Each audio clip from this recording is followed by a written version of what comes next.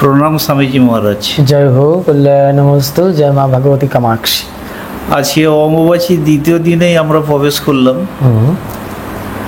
আজকে মহারাজ আপনার কাছে জানতে ভীষণ ইচ্ছা করছে, এই যে আমাদের মা কামাখ্যা মা, ইনি আসলে কি?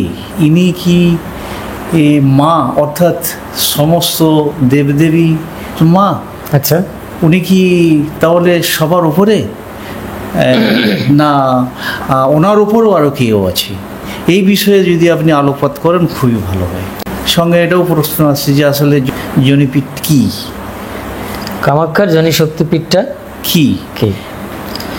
এই কামাখ্যার জনি শক্তিপীঠ কমপ্লিটলি যদি আমরা জানতে পারি এবং ইহাকে সম্পূর্ণরূপে অনুসন্ধান করে আমরা কোনো সমাধান খোঁজবার চেষ্টা করি, তাহলে আমাদের কাছে কিন্তু সব পরিষ্কার হয়ে যাবে। অন্যান্য দেব দেবতা আদি যারা রয়েছেন, ব্রহ্মা বিষ্ণু মহেশ আদি ভগবান বলে পূজিত যে সমস্ত আমাদের লৌকিক জগতে দেবদেবতা রয়েছেন, যাকে আমরা ভগবান বলে পুজো অর্চনা করি, এসব কিছু পরিষ্কার হয়ে যাবে যখন আপনি শুধু যোনি শক্তির পীঠ, যোনি সংক্রান্ত বিষয়টি জেনে যাবে। আলোচনার প্রারম্ভেই বলে রাখি, অনেকেই চিন্তা করবেন, বলবেন যে বারংবার কেন এই যোনি শব্দটি উল্লেখ করা হচ্ছে। ঠিক আছে, কেন মায়ের গুপ্ত অঙ্গের বিষয়টাকে নিয়ে বারংবার প্রকাশ্যে আলোকপাত করা হচ্ছে? ঠিক আছে, যদিও শাস্ত্রে বলেছে যে গুপ্ত কুলবধূর মতো সম্ভবী বিদ্যা, মায়ের সংক্রান্ত যে সমস্ত গুপ্তবিদ্যা রয়েছে সেগুলো কুলবধূর মতো, মানে সেগুলো গোপন।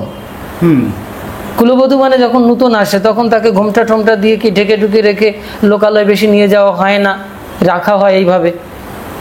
তো আমাদের যে শাস্ত্রের নিগূঢ় রহস্য, তন্ত্রের যে নিগূঢ় রহস্য, ভগবতীর যে নিগূঢ় রহস্য, সেটা গোপন, গুপ্ত কুলবধূর মতো।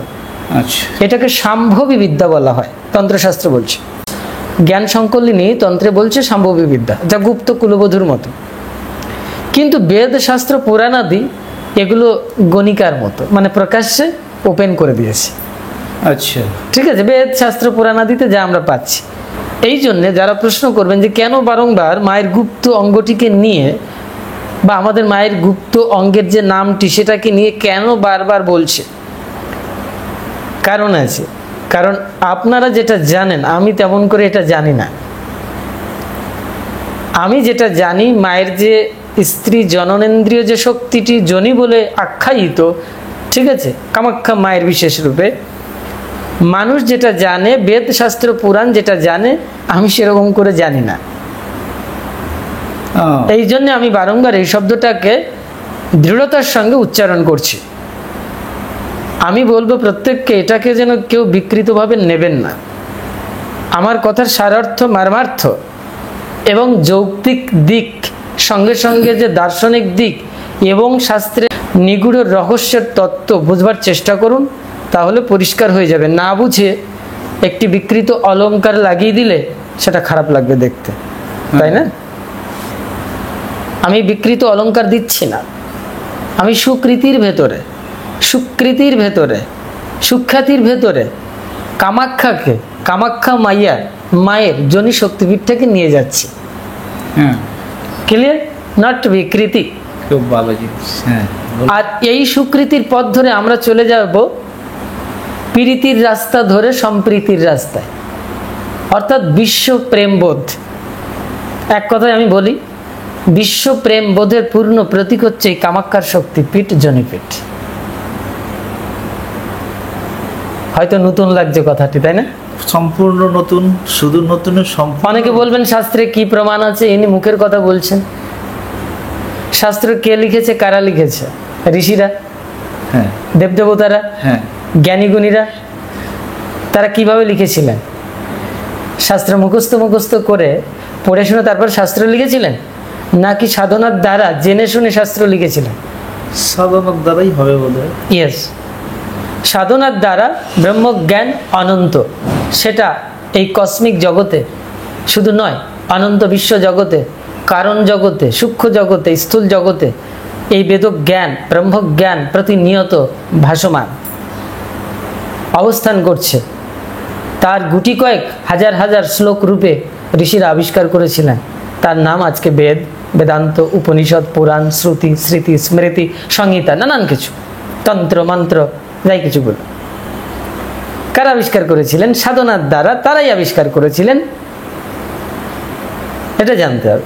সুতরাং আমি যেখান থেকে নিশ্চিত বলছি, ইহার পেছনে শুধু শাস্ত্র পাতা দ্বারা উদ্ঘাটন করতে চাইলে সবকিছু পরিষ্কার হবে না। তবে শাস্ত্রের ভেতরে অবশ্যই এই নিগূঢ় রহস্যের, আমি যে দার্শনিক তত্ত্বের কথা বলছি সেটা আছে, কিন্তু তত্ত্ব অনুসন্ধিৎসু ব্যক্তি ছাড়া এগুলোকে সে শাস্ত্রের ভেতরে পাতা খুঁজেও পাবে না।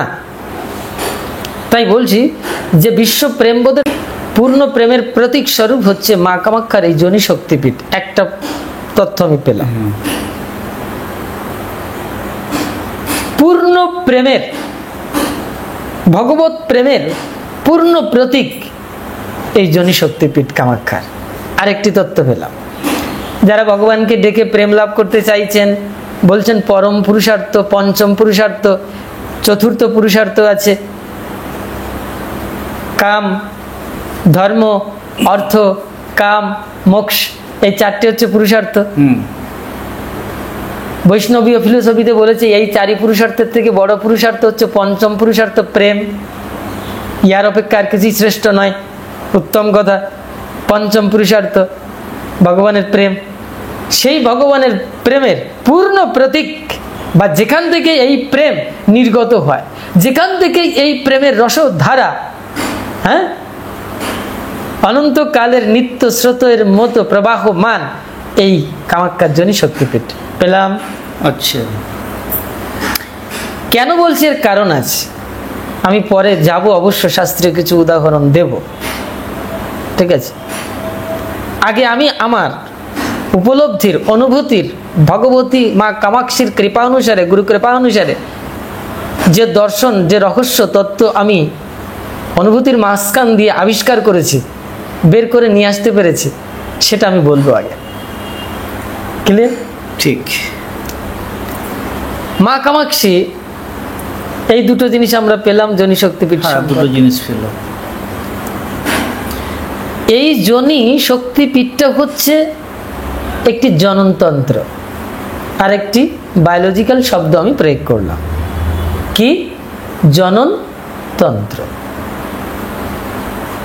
আমরা বলি না যে প্রজনন কেন্দ্র, মানে যার মাধ্যম দিয়ে, যে প্রক্রিয়ায় আমাদের সৃষ্টি হয়।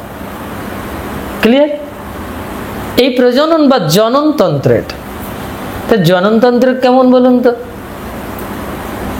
ধরুন আপনি আপনার বাচ্চাকে সৃষ্টি করবেন কিসের মাধ্যম দিয়ে? জননতন্ত্রের মাধ্যম দিয়ে, জনন ইন্দ্রিয়ের মাধ্যম দিয়ে। কিন্তু জনন ইন্দ্রিয়ের মাঝখানে একটি শব্দ আছে, সেটা কি? জনন। জনন। জনন প্রসিডিওরটাই যদি না থাকে, জনন তন্ত্রই যদি না থাকে, ইন্দ্রিয় দিয়ে কি হবে? ইন্দ্রিয় তখনই সাফল্যতা, পূর্ণতা লাভ করে যখন ওর ভেতরে জনন সত্তাটি কাজ করে। ক্লিয়ার? হ্যাঁ। এই জনন সত্তাটির নামই হচ্ছে মা কামাক্ষীর যোনি শক্তিপীঠ। আচ্ছা। অনেকে প্রশ্ন করবেন, তাহলে মা আগে না বাচ্চা আগে?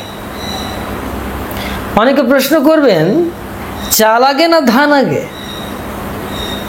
অনেকে প্রশ্ন করবেন, ডিম আগে না মুরগি আগে? অনেকে প্রশ্ন করবেন, বীজ আগে না গাছ আগে? এই রহস্য যখনই আপনি আবিষ্কার করতে পারবেন, ইহার ভেতরের যে সমাধান রহস্য, তখনই আপনার কাছে পরিষ্কার হয়ে যাবে মা কামাখ্যার যোনি শক্তিপীঠ আসলে কি। এই প্রশ্নের উত্তরের ভেতরে রয়েছে মা কামাখ্যার যোনি শক্তিপীঠের রহস্য। চাল আগে না ধান আগে, এই উদাহরণটি আগে আমরা একটু ভেঙে নিই। আচ্ছা, চাল কাকে বলে বলুন তো? ধানের ভেতরের অংশটাকে বলে চাল। দারুণ। কিন্তু ধানের ভেতরে অংশে যখন চাল থাকে, আর বাইরে যখন তার ধানের রূপ থাকে, অর্থাৎ খোসা থাকে, তখন সেটাকে আপনি চাল বলেন? না, তখন ধান বলবো। তখন ধান বলেন। তাহলে খোসাটা যখনই রয়েছে তখন সেটা ধান হচ্ছে, খোসাটা ছাড়িয়ে দিলে কি হচ্ছে? চাল। চাল হচ্ছে। আচ্ছা, চালটা কি ধান গাছ তৈরি করতে পারবে? না, কোনোদিন না। তাহলে ওই খোসাটা যখনই থাকবে তখনই ধান আসবে। হ্যাঁ। অথচ দেখুন পার্থক্যটা সামান্য জায়গায়, একটি খোসাটা ফেলে দিলেই চাল হয়, খোসাটা রাখলে নাম হয় ধান। ধান। আবার এই খোসাটাকে পরিত্যাগ করলে চাল থেকে কিন্তু ধান হচ্ছে না। না। আবার চালটা বের করে দিয়ে শুধু খোসাটা বা চিটে বলা হয়, ধানের চিটে, এই চিটে রেখে দিলে ধান হবে? কঠিন হবে কি? না, হবে না। তাহলে ধানের খোসার যেমন গুরুত্ব রয়েছে, চালের গুরুত্ব রয়েছে, দুটোই সমান্তরালে না? হ্যাঁ।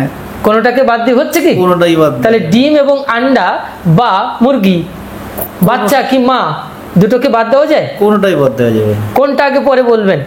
আগে পরের কথাটি পড়ে যাচ্ছি। তাহলে এখানে ধান এবং চাল সমন্বয়ে ধান গাছ উৎপন্ন হচ্ছে। ক্লিয়ার? হ্যাঁ। এই যে ধান এবং চালের ভেতরের সমন্বয়, যে জনন বৃত্তি,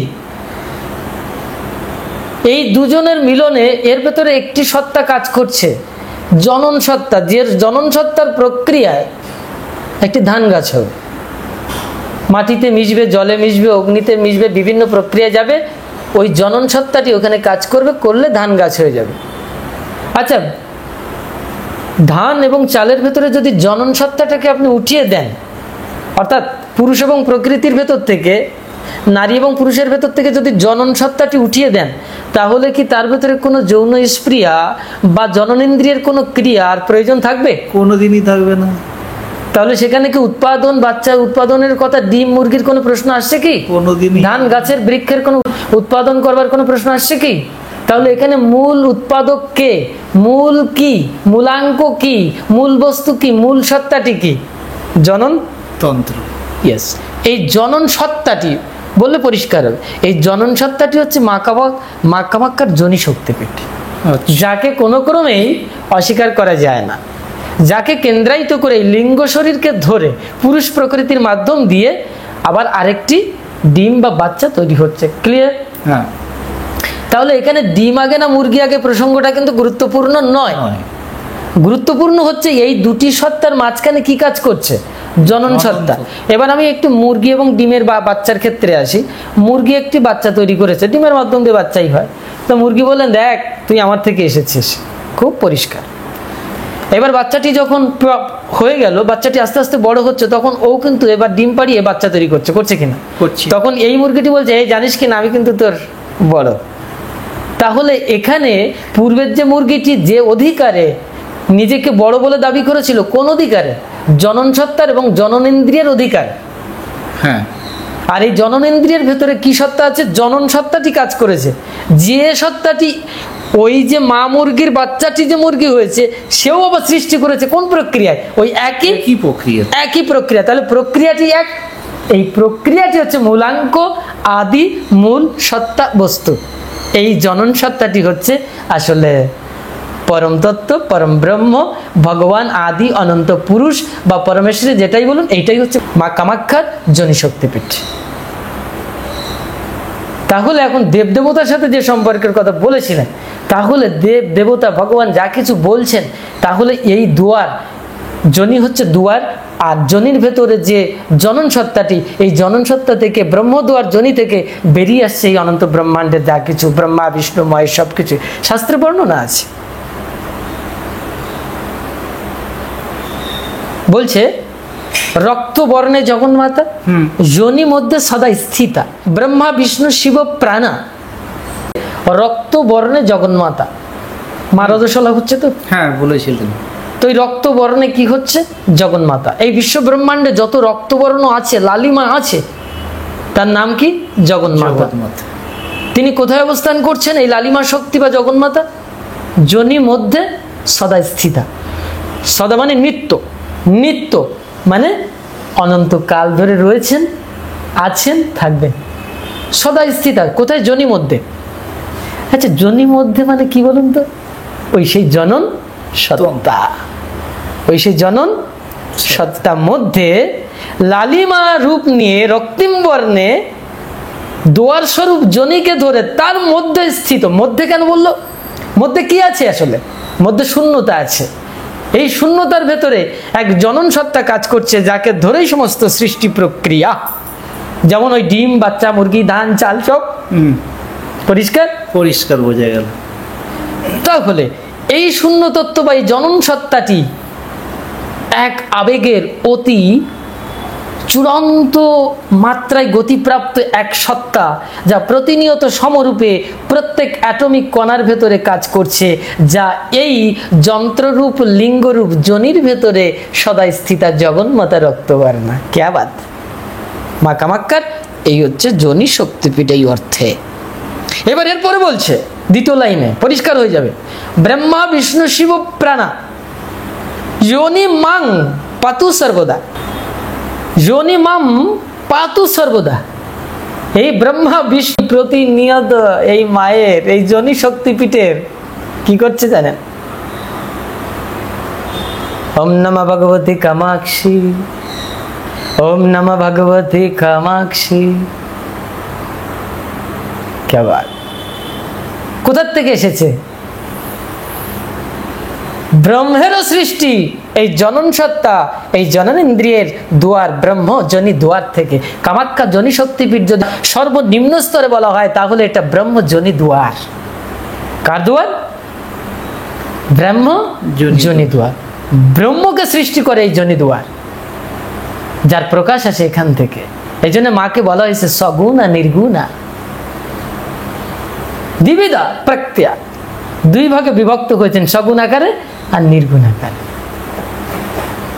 যোগীরা প্রতিনিয়ত তপস্যা করে এটা উপলব্ধি করেছেন, মা একদিকে সগুণ আর একদিকে নির্গুণ। এই বিশ্ব জগৎ হচ্ছে সগুণ, এর ভেতরে নারী পুরুষ যা আছে এই সবই মায়ের সগুণ মূর্তি। এখানে যে জনি আদি যা লিঙ্গ আদি যা আছে এগুলো সবই মায়ের সগুণ মূর্তি। নির্গুণ মূর্তি ওই ব্রহ্মজনি দুয়ার, যার থেকে এই প্রকট সাকার আকারে, স্থূল আকারে, ব্যষ্টি আকারে, লিঙ্গ আকারে এই মহাজাগতিক সংসার সৃষ্টি হলো, যার থেকে এর নাম হচ্ছে মা কামাখ্যার জনি শক্তিপীঠ, যেখানে স্বয়ং সর্বদা নিত্য ব্রহ্মা বিষ্ণু তপস্যা করছেন।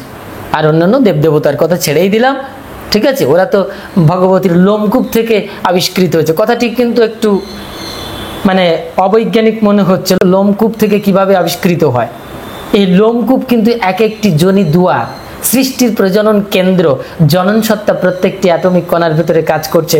তা যদি না হতো তাহলে এই বিশ্ব জগতে এই অনন্ত ধূলিকণা, অনন্ত বায়বীয় কণা, অনন্ত জলীয় কণা, অনন্ত অণু পরমাণু, আপনি আমি, কীটাণু, জীবাণু, মনুষ্য, প্রাণী, স্থাবর, জঙ্গম কিছুই থাকতো না। এ এক জনন সত্তার প্রক্রিয়া প্রতিনিয়ত নিজেকে এক্সটেন্ড করছে। বিজ্ঞান এটাকে অস্বীকার করতে পারবে যে প্রতিনিয়ত সৃষ্টির জগৎ একটি এক্সটেনশন হচ্ছে, প্রসারণ হচ্ছে।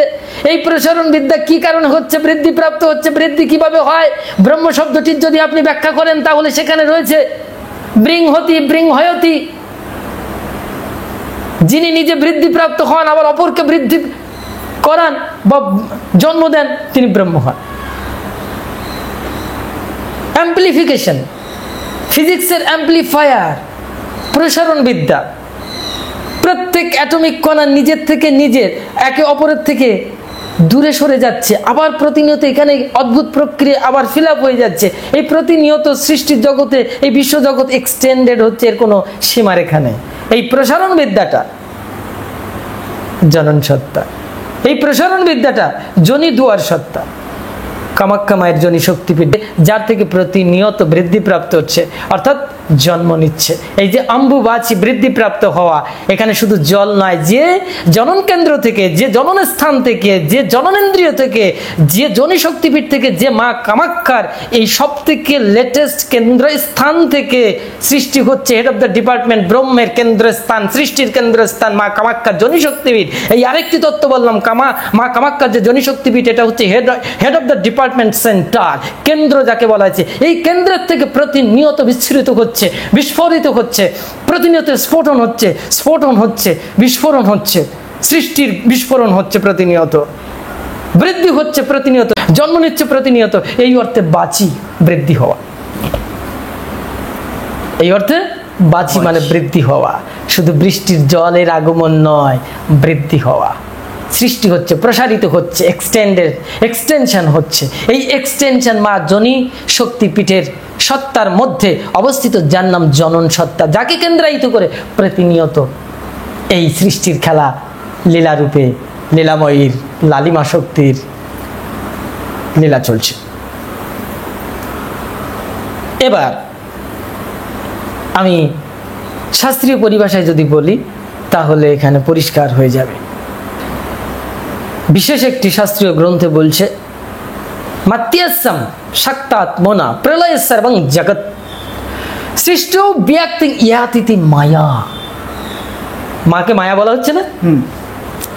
অনেকে বলেছে না মায়া মানে ভ্যালুলেস, কিছুই নয়, এরকম সব ব্যাপার, মায়া মানে জড়জাগতিক বিষয়বস্তু, মাকে মায়া বলা হচ্ছে, দেখো ভগবান সর্বশ্রেষ্ঠ, মায়া বড় নয়।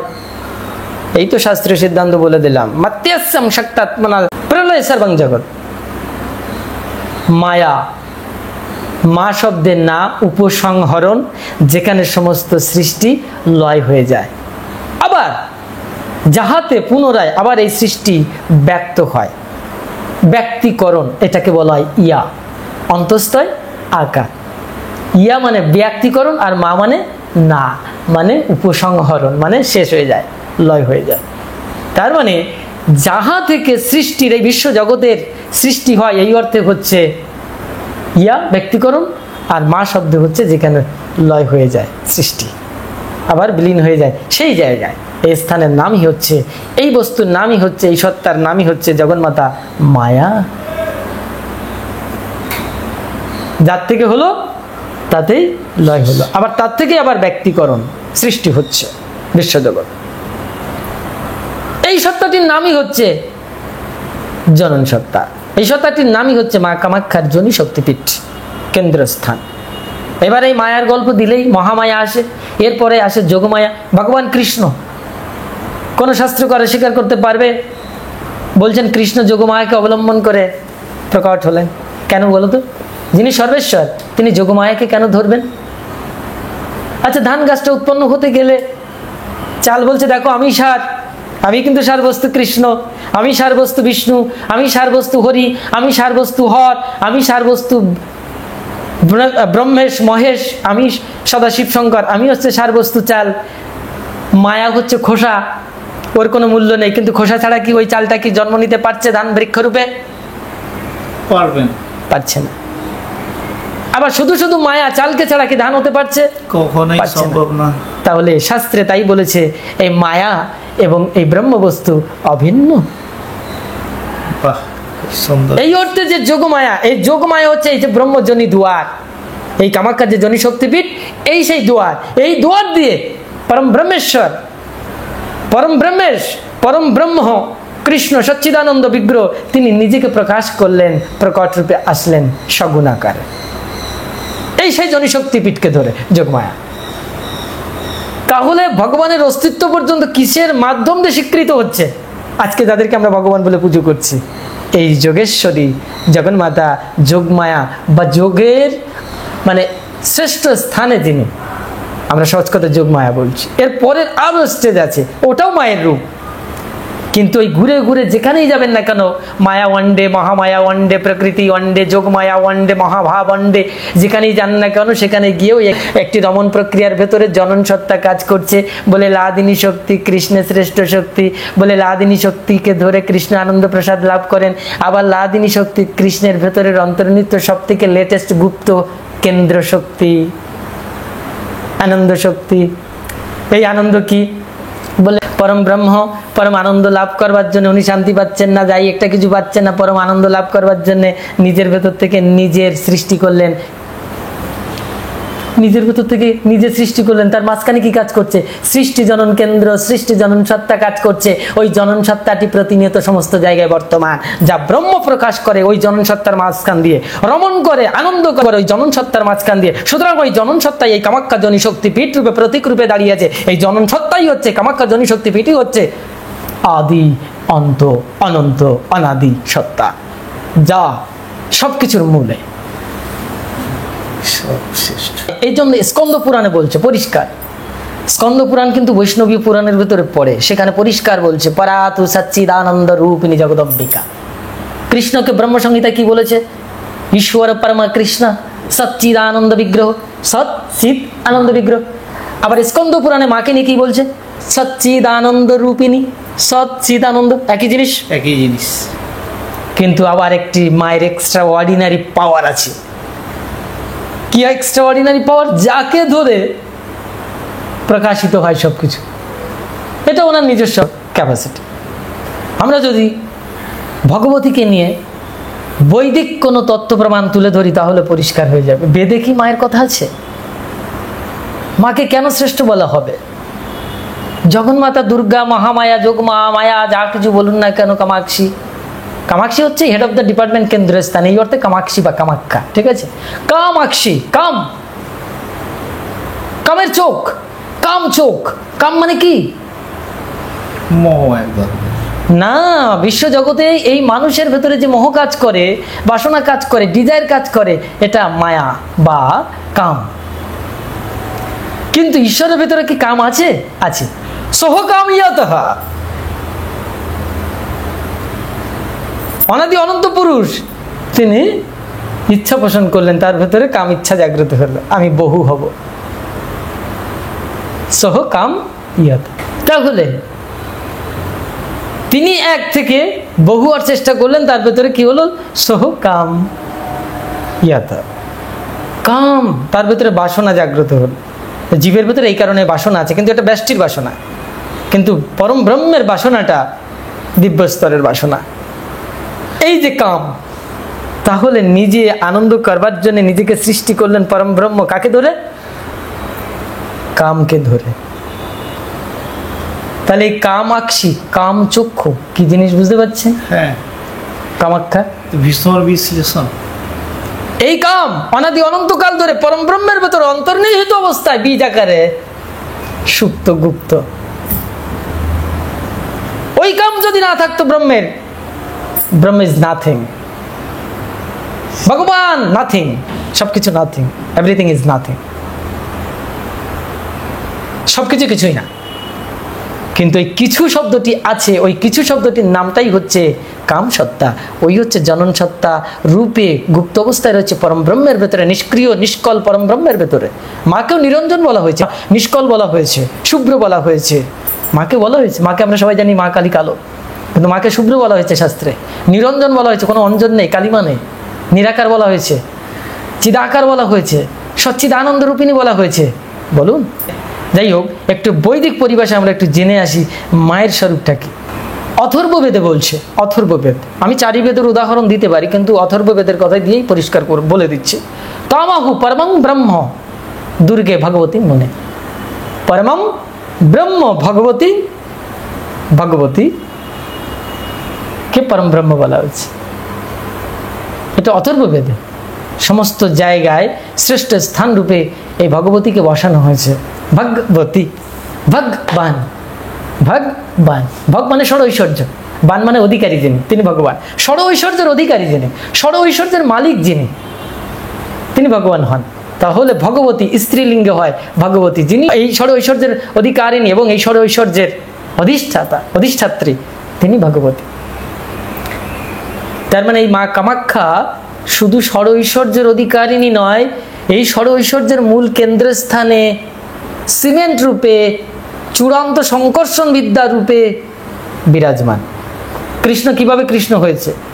উহার ভেতরে সর্ব আকর্ষণ শক্তি আছে, এই জন্য কৃষ্ণ বলা হয়েছে, তাই তো? এই কর্ষণ শক্তিটি হচ্ছে জনন সত্তা রূপে কাজ করে। তার মানে কৃষ্ণের ভেতরে এই সংকর্ষণ শক্তিটা জনন সত্তা বা এই কাম সত্তা রূপে প্রকট, যাকে অস্বীকার করতে পারছে না। তাই কামাখ্যা যোনি শক্তিপীঠ শুধু এই স্ত্রীলিঙ্গের দৃষ্টিকোণ থেকে যোনি শক্তিপীঠ নয়, বিকৃতকরণ দৃষ্টিকোণ থেকে একটি জনন ইন্দ্রিয় নয়, এটা হচ্ছে পরম ব্রহ্মের বা অনন্ত সৃষ্টি জগতের ভেতরে মূল স্তম্ভ, মূল কেন্দ্র স্থান, জনন সত্তা রূপে, জনন ইন্দ্রিয় কামাক্ষী রূপে, কামাখ্যা রূপে, যোনি শক্তিপীঠ রূপে বিদ্যমান। তাই হচ্ছে কামাখ্যা যোনি শক্তিপীঠ। এই জন্য 51 পীঠের শ্রেষ্ঠ স্থান বলা হয়েছে এটা। আমরা যখন 51 পীঠের কথা পরিষ্কার করে জানতে পারবো, তখন পরিষ্কার হয়ে যাবে কেন মা কামাখ্যা শ্রেষ্ঠ। ইয়ার উপরে আর কিছু নেই, ইয়ার নিচে কিছু নেই, ইয়ার থেকে সবই সৃষ্টি, ইয়াতে সবকিছু লয় প্রাপ্ত হবে। আগে বলেছি আমি 51 পীঠ আমরা একটু জানি পরিষ্কার রূপে। এই অনন্ত বিশ্বজগৎ 50টি বর্ণের দ্বারা, 50টি বীজের দ্বারা তৈরি হয়েছে। এই অনন্ত বিশ্বজগতে 50টি বীজ আছে। এই জন্য মায়ের গলায় 50টি মুন্ডমালা, হাতে একটি, 51টি হলো। কিন্তু মায়ের গলায় আমরা বলেছি 51টি, হবে আসলে 101টি। 101টি কেন? একটি অনুলোম প্রক্রিয়া আর একটি বিলোম প্রক্রিয়া। যখন অনুলোম প্রক্রিয়া, যখন এটা আসছে নিচে তখন 50টি, যখন এটা আবার ফিরে যাচ্ছে তখন আবার বিলোম প্রক্রিয়া, এটাকে আবার ধরা হবে 50টি। এই প্রক্রিয়ায় গেলে তাহলে 50, এদিক থেকে আবার 50, এইভাবে হয় 100। এর সঙ্গে মূল যে সংখ্যাটি সেটাকে মিলে হয় 1, এই হচ্ছে 101। এই 101টি হচ্ছে মূল বীজ। এখান থেকে পরবর্তীকালে সৃষ্টি হয়েছে 108 তত্ত্ব। ঠিক আছে, এই 108 তত্ত্ব আবিষ্কার করেছিলেন স্বামী বিশুদ্ধানন্দ পরমহংস মহারাজ বড় বাবা ঠাকুর। সৃষ্টির বীজ এই কলিযুগে এসে, অষ্টাদশ শতাব্দীতে এসে তিনি আবিষ্কার করেছেন। এ বড় কঠিন রহস্য, এখন বীজের কথা আর বলছি না। তো এই মা হচ্ছেন সেই সমগ্র 51 বীজ বা 101টা বীজের মূল কেন্দ্রবিন্দু, মূল বর্ণ শুভ্রবর্ণা, লালিমা বর্ণা। শুভ্রবর্ণার পরে আবিষ্কৃত হয় লালিমা রক্তবর্ণ। মূল বর্ণ হচ্ছে সাদা, নিষ্ক্রিয়, নিরঞ্জন, নির্মল, শুভ্র এবং অব্যক্ত। এই অব্যক্ত যে নির্মল শুভ্র সত্তাটি, এটা হচ্ছে মা কামাখ্যার 51 পীঠের মূল কেন্দ্রস্থান, যোনি শক্তি পীঠ। এখান থেকে অনন্ত ব্রহ্মাণ্ডের প্রকাশ, এখান থেকে যত দেব দেবতা, ঋষি, ভগবান যা কিছু বলছি আজকে আমরা, সেখান থেকেই সব আবিষ্কার। এই সত্তাটি যদি না থাকে তাহলে সবই শূন্য। আসলে মা শূন্য। মা কথাটির অর্থ না, যা নেই, অথচ তাছাড়া কিছুই চলছে না। এই জন্য ওনাকে মায়া বলা হয়। ওনার ইচ্ছাতে সবকিছু আছে, ওনার ইচ্ছাতে কিছুই নেই। ওই ব্রহ্ম বলুন, ভগবান বলুন, সবকিছু ইয়ার দ্বারা সংজ্ঞায়িত হয়। এই জন্য কামাখ্যা, আখ্যা মানে সংজ্ঞা দেওয়া। কামাখ্যা, আখ্যা মানে সংজ্ঞা দেওয়া।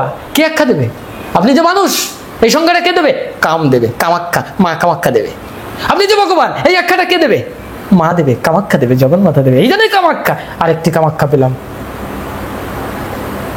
বোঝা গেল? আর বলতে হবে না? খুব সুন্দর।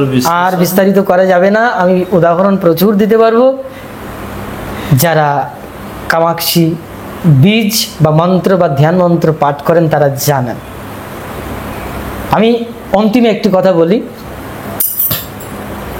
সেটা হচ্ছে এই আলোচনার মাধ্যম দিয়ে কেউ যেন ভাববেন না আমি কোনো সম্প্রদায়কে ছোট করেছি, কৃষ্ণকে ছোট করলাম, শিবকে ছোট করলাম, অমুককে ছোট করলাম, মাকে বড় করলাম। না, এটা না।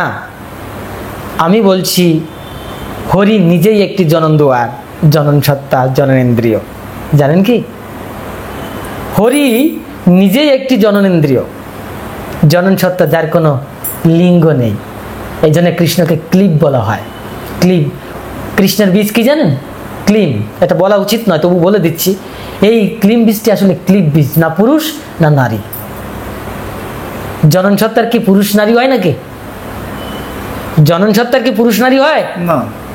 একটি পুরুষ এবং প্রকৃতির দুজনের মাঝখানে জনন সত্তাটি কাজ করে। তাই এটাকে পুরুষ নারী হয়, পুরুষ হয়, নারীও হয়, আবার পুরুষও হয় না, নারীও হয় না। এই অর্থে ক্লিন। এই জন্য মা কামাখ্যা যোনি শক্তিপীঠ, এই অর্থেই যোনি শক্তিপীঠ। এটা কোনো শুধুই স্ত্রীলিঙ্গ নয়। এই জন্য এখানে হরি জনন সত্তা রূপে কাজ করছে, ভগবান হর পুরুষ সত্তা রূপে কাজ করছে। যে পুরুষ সত্তা এই হরিরূপী জনন সত্তার মাধ্যম দিয়ে নিজেকে প্রকাশ করছেন। এই জন্য হরি হর অভিন্ন, একে বাদ দিতে পারছে না, হরকে হরি বাদ দিতে পারছে না, হরিকে হর বাদ দিতে পারছে না। আবার এই হরি হরের মাঝখানে গন্ডগোল লাগিয়েছে শক্তি, মা, কারণ তাকে ছাড়া এই দুটোই চলতে পারবে না। এই যে ট্রাইঅ্যাঙ্গেলটা তৈরি হচ্ছে, একটি পুরুষ প্রকৃতি, মাঝখানে জনন সত্তা, স্ত্রী রূপিণী যে কামাখ্যা শক্তি, এই শক্তিটা এই মারাত্মক জিনিস। এটাকে কেউ সরিয়ে দিতে পারবে না, অনন্ত ব্রহ্মাণ্ডের কেউ পারবে না, কিছুই পারবে না, কোনো ভগবান বি পারবে না। একটি বিন্দু রহস্যকে আপনি অস্বীকার করতে পারবেন? অথচ আপনি তাকে ধরতে পারবেন না, ছুতে পারবেন না। বিন্দু আসলে মাপা যায় না, জ্যা নেই, পরিধি নেই, কিছুই নেই, অথচ বিন্দু আছে। আপনি একটি ট্রাইঅ্যাঙ্গেল তৈরি করলেন, এর মাঝখানে একটি বিন্দু কল্পনা করুন। ওই বিন্দুটা আপনি কল্পনা করুন বা না করুন, ওটাকে আপনি সরাতে পারবেন, মুছতে পারবেন? ও তো বিন্দু অটোমেটিক অবস্থায় রয়েছে ওটা। এবং আপনি যেখানে যেখানে যে অবস্থায় ডিভাইস, যন্ত্র নিজেকে আবিষ্কার করবেন, প্রাণী, ভগবান, অবতার যা কিছু করুন না কেন, ওই বিন্দু সত্তাটি কি সরাতে পারবেন? আপনি যেখানেই যাবেন ওই বিন্দু সত্তাটি আবিষ্কৃত হবে, ও থাকবে। এই বিন্দু সত্তাটির নামই হচ্ছে অ্যাকচুয়ালি এই জননেন্দ্রিয় সত্তা কামাখ্যা মা যোনি শক্তিপীঠ। এই জন্য কেউ ভিন্ন জ্ঞান করবেন না। এটা হচ্ছে আমার গুরুকৃপার দার্শনিক মতবাদ এবং শাস্ত্রীয় মতবাদও আছে। তাই যাই হোক, যারা সত্যিকারের এই মা কামাখ্যার তপস্যা করেন তাদের কাছে এটা পরিষ্কার হয়ে যাবে যে মা কামাখ্যা আসলে কি জিনিস। এই জন্যে মা রজস্বলা, মা কামাখ্যার যোনি শক্তিপীঠ যাই বলুন না কেন, তন্ত্রের 51 পীঠের প্রধান পীঠ যাই বলুন না কেন, আমরা যেভাবে দেখেছি এটা একটি রূপকথার মতো, কাল্পনিক কাহিনীর মতো এরকম করে দেখেছি। তার ভেতরে অবশ্যই সত্যতা আছে, কিন্তু নিগূঢ় সত্য হচ্ছে ইয়া অনির্বচনীয়, অবাঙ্মনস্য গোচরম, যাকে বাক্য মনের দ্বারা প্রকাশ করা যায় না, তিনি তর্ক করা যায় না, তিনি অলক্ষণীয় কোনো লক্ষণ দ্বারা তাকে ঘোষণা করা যায় না, ব্যাখ্যা করা যায় না, কিন্তু তিনি কামাখ্যা। ঠিক আছে? তো যাই হোক, এই হচ্ছে মা কামাখ্যার মূল যোনি শক্তিপীঠের রহস্য। আমার কাছে এই ভগবত গুরু কৃপা বলে এই অনুভূতি এসেছে, মায়ের কৃপা হয়েছে, মা কামাক্ষী তাই এটুকু বলতে পেরেছি। জয় মা। বাকিটা যার যেটা ইচ্ছে ভাবতে পারে, কিন্তু জেনে রাখুন আপনি বিন্দুকে কোনো ক্রমেই, বিন্দুরূপী সত্যকে অস্বীকার কখনোই করতে পারবেন না। আমি সেই সত্যের কথা বলছি যে সত্য জনন সত্তারূপে প্রতিনিয়ত বর্তমান অনাদি অনন্ত কাল ধরে, যাকে কেউ ভগবান বলেছে, কেউ আল্লাহ বলেছে, কেউ নবী বলেছে, কেউ যোগী বলেছে, কেউ ঋষি বলেছে, কেউ দেবতা বলেছে, কেউ ব্রহ্মা বলেছে, কেউ বিষ্ণু, মহেশ, কৃষ্ণ, গড, আল্লাহ, কালী, দুর্গা, যা কিছু ইচ্ছে বলেছে, ওই সেই জনন সত্তা। জয় মা কামাক্ষী। যাই হোক, অন্তিমে একটি কথা বলে শেষ করব। ওই যে খোসা নিয়ে শুরু করেছিলাম, ধানের চালের খোসা, ধান, এই সমস্ত নিয়ে বলেছিলাম। তো এখানে মহানির্বাণতন্ত্রে এই রহস্য খুলে দিয়েছে মা কি জিনিস। ঠিক আছে, পরিষ্কার হয়ে যাবে আমরা যদি এই শ্লোকটি সম্পর্কে জানি। বলছে সত্যলোকে নিরাকারা মহাজ্যোতি স্বরূপিণী। সত্যলোকে নিরাকারা মহাজ্যোতি স্বরূপিণী। সত্যলোকে কি তিনি? আমরা 7টা লোক জেনেছি।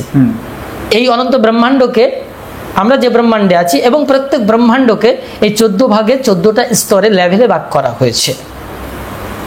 নিচে 7টি, উপরে 7টি। ঠিক আছে? উপরের একেবারে লেটেস্ট যে লোক সেটা হচ্ছে সত্যলোক। ক্লিয়ার? এই সত্যলোকের উপরে আরো ঘটনা আছে, কিন্তু সত্যলোক পর্যন্ত আমরা লাস্ট স্টেজ ধরি ব্রহ্মাণ্ডের সাপেক্ষে। এই সত্যলোকে বলছে নিরাকারা। মা কি? নিরাকারা মহাজ্যোতি স্বরূপিণী। কি রূপে? মহাজ্যোতি স্বরূপে, যেটাকে ব্রহ্মজ্যোতি স্বরূপে বলা হচ্ছে। যেটাই বলুন না কেন, জ্যোতি স্বরূপ, শুধু জ্যোতির সাগর, নিরাকারা মা, আকার আকৃতি কিছু নেই। তারপরে বলছে মায়া আচ্ছাদিতাত্মনি চনক আকার রূপিণী। চনক মানে ছোলা। সকালে ছোলা খেয়েছেন না? হ্যাঁ, যাক, এখানে আবার অনেকে জেনে ফেললেন যে ইনি আবার অম্বুবাচী চলছে, মা কামাখ্যার নিয়ে এত গল্প বলছে, আবার ইনি সকালবেলায় ছোলার পিন্ডি চটকেছে, চনকের পিন্ডি চটকেছে। যাই হোক, তো চনক আকার রূপিণী, ভাই ছোলা কেন খাবো না? শাস্ত্র তো বলছে মা চনক আকার রূপিণী, মায়ার আচ্ছাদনে রয়েছে। মায়ার যে আচ্ছাদন, সেটা কিরকম ভাবে তুলনা দিচ্ছে বলে চনক আকারে। যেমন ছোলাকে চনক বলা হচ্ছে, ওর মাঝখানে দুটো বীজ 2 খণ্ডে থাকে না, বীজটা 2টো খণ্ডে, কিন্তু বাইরে কিন্তু দেখতে একটাই লাগছে, একটাই। এই যে চনক আকারে, ছোলার আকারে এই জগন্মাতা রয়েছেন। পরিষ্কার যাচ্ছি, মায়া বলকনম সংত্যাজ্য দ্বিবিধা ভিন্ন ইয়াদন্মুখী শিব শক্তি বিভাগেন জায়তে সৃষ্টি কল্পনা। বলছে সত্যলোকে আকার রহিত মহাজ্যোতি স্বরূপ পরব্রহ্ম মহাজ্যোতি স্বরূপা নিজ মায়া দ্বারা নিজে আবৃত হয়ে চনক তুল্য ভাবে বিরাজিত আছেন।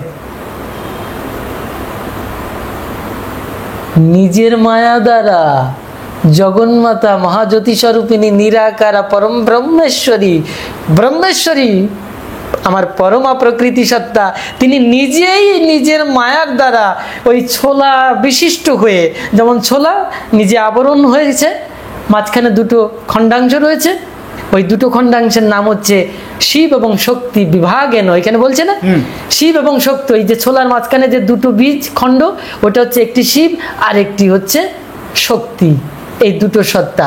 আর বাইরে যে কি করেছে, খোসা দ্বারা আবৃত হয়েছে না, এটা হচ্ছে মা চনক আকারে নিজের মায়া দ্বারা নিজে আবৃত হয়েছেন। কি অদ্ভুত ব্যাপার, নিজেই নিজেকে আচ্ছাদনে রেখেছেন, রেখে কি করেছেন, এই চনক তুল্য ভাবে তিনি বিরাজ করছেন। সেই মায়ারূপ বলকল খোসা, এইবার যে খোসাটি, ওই যে আমরা ধানের খোসা বলেছিলাম, দেখুন এই যে খোসাটি ভেদ করে শিব শক্তি রূপে প্রকাশিত হচ্ছেন। কেমন এই খোসাটি ভেদ করে শিব শক্তি রূপে প্রকট হচ্ছে। কৃষ্ণ এই প্রক্রিয়া যোগমায়াকে ধরে নিজেকে প্রকট করলেন। এই জন্য দেখবেন প্রত্যেক বীজের একটি কম বেশি আবরণ থাকে। সৃষ্টি সংসারে যা দেখবেন একটি আবরণ দ্বারা মোড়কের মতো দেওয়া আছে। এই আবরণ অস্বীকার করা যায় না। এটা ভগবতীর মা কামাক্ষীর নিজের একটি মায়া। তাহলে দেখতে পাচ্ছেন আমরা এখানে পরিষ্কার হয়ে গেলাম যে জনন সত্তাটি নিজেকে আবৃত করে রেখেছে একটি জননেন্দ্রিয় দ্বারা, অর্থাৎ একটি যোনি অঙ্গ প্রত্যঙ্গ দিয়ে ওই জনন সত্তাটিকে আবৃত করে রেখেছে। তাই প্রত্যেক মনুষ্য বা প্রাণীর ভেতরে এই জনন সত্তাটি গুপ্ত অবস্থায় থেকে জননেন্দ্রিয়ের মাঝখান দিয়ে কামনা বা বাসনা পূরণ করে। কামাখ্যা ভয়।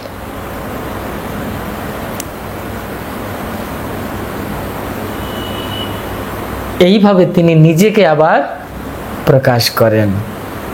কারণ এই ডিভাইস বা যন্ত্র না থাকলে সৃষ্টিতে সবই অদৃশ্য হয়ে যাবে, শূন্য হয়ে যাবে। আগে একদিন একটি বিজ্ঞানের কথা বলছিলাম না, যে একটি পদ্মফুল আবিষ্কার হয়েছে, সৃষ্টি হয়েছে, কিন্তু সেটা কতক্ষণ থাকবে, যতক্ষণ ডিভাইস যোনি যদি আবিষ্কৃত না হয়, যোনি যদি ধারণ না করে, তাহলে সেই পদ্মফুল সৃষ্টিতে বেশিক্ষণ থাকবে না, লীন হয়ে যাবে, সমস্ত সৃষ্টি ধ্বংস হয়ে যাবে।